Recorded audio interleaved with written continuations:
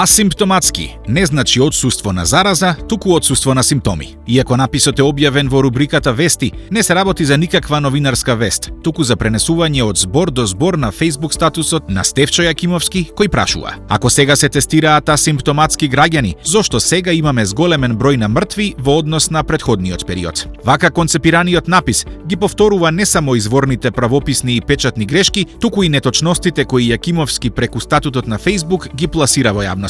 Поимот асимптоматски укажува на отсуство на симптоми, а не на отсуство на зараза. Јакимовски прави споредба на новозаразени во Србија, но ситуацијата во двете земји не може издржано да се спореди само врз основа на процентот на утврдени новозаразени лица во еден единствен ден. На тој начин, исто така не може да се даде издржана оценка на владините мерки за справување со заразата. За да се дојде до такви сознанија, треба да се споредат многу повеќе податоци од многу повеќе земји.